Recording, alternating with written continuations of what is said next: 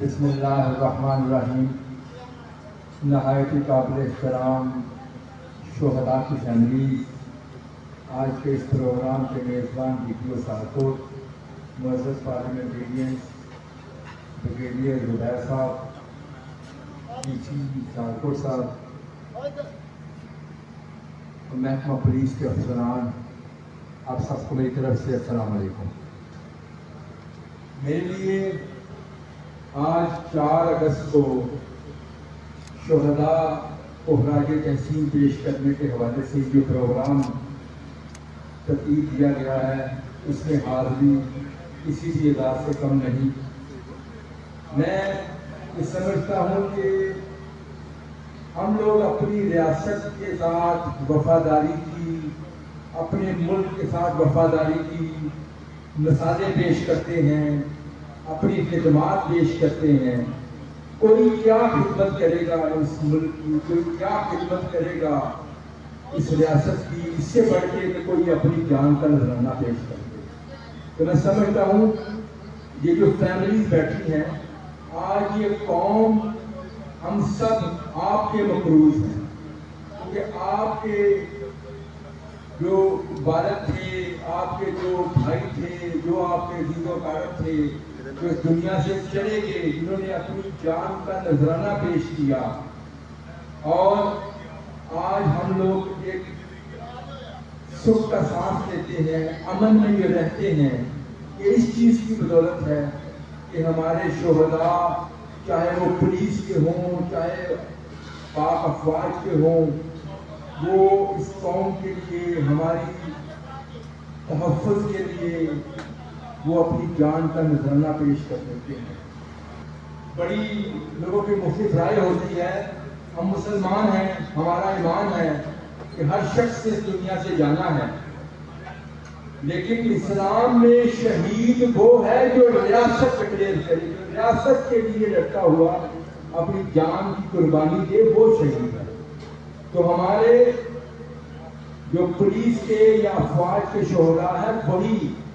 اصل میں شہداء ہیں۔ تو میں سمجھتا ہوں جس طرح DC سیالکوٹ ذوالقرنین صاحب نے بڑی اچھی ایک تجویز دی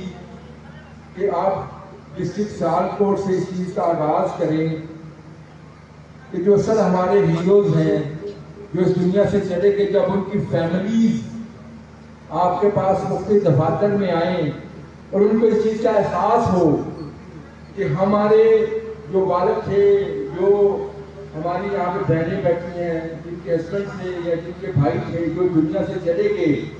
ان کے بعد یہ قوم آپ کو سب سے زیادہ عزت کی نگاہ سے دیکھتی ہے۔ اس کے لیے جو کارڈز آپ نے تجویز دی کہ آپ متعارف کرائیں گے، میں سمجھتا ہوں کہ یہ سلسلہ پورے پنجاب میں ہونا چاہیے، اور میں انشاءاللہ یہ ذمہ داری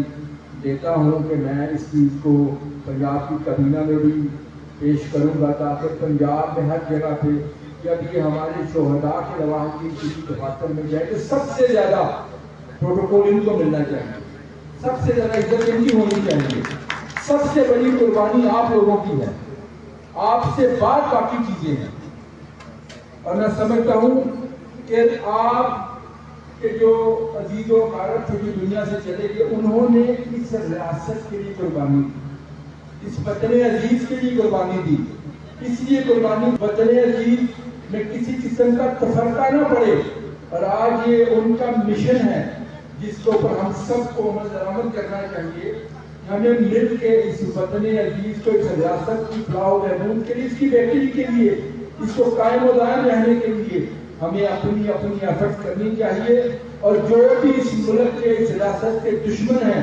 جو اس ریاست کو کمزور کرنا چاہتے ہیں، جو اس ملک کو کمزور کرنا چاہتے ہیں، ان کے سامنے ایک سیسا پلائی ہوئی دیوار بنے، اور مل کے ایک قوم بن کے اس ملک کی خاطر، اس قوم کی خاطر، اس ریاست کی خاطر ہم لوگ اس ملک کو آگے لے کے بڑھیں، اور ایسے عناصر کو بے نقاب بھی کریں، اور جہاں جہاں ہو سکتا ہے ہم اپنی سوسائٹی میں لوگوں کو ایجوکیٹ بھی کریں، لوگوں کو جو اس تفرقے کا شکار ہوئے ہیں انہیں واپس لے کے آئیں۔ اور یہی پیغام میں سمجھتا ہوں ہمارے لیے سب سے اہم ہونا چاہیے، اور یہی بنیاد ہے جس طرح میں نے عرض کی پہلے بھی، اسی کو قائم رکھنے کے لیے آپ کے عزیز و اقارب اور بہت سارے سینکڑوں ہزاروں لاکھوں اس ملک کے نوجوانوں نے شہادت دی تاکہ یہ ملک قائم رہ سکے، یہ ریاست قائم رہ سکے اور اسلام کا جھنڈا سر بلند رہے۔ میں آپ سب کا اس کے ساتھ ایک دفعہ پھر سے شکریہ ادا کرنا چاہتا ہوں ٹیٹو صاحب آپ کا خاص طور پہ، کہ یہ میں سمجھتا ہوں کہ یہ چیز بڑی میرے لیے شاید ہمیشہ یادگار رہے گی کہ میں ایک شہداء کے لواحقین سے ملنے کے لیے یہاں پہ شہداء کے اس دن کی یادگار کے لیے آپ کے پاس یہاں پہ حاضر ہوں، آپ سے ملاقات ہوئی اور بڑا مجھے اچھا لگا کہ جب آپ لوگ یہاں سے تشریف لا رہے تھے، ہم آپ کو جب استقبال کر رہے تھے، یہ بھی میرے لیے اعزاز کی بات تھی۔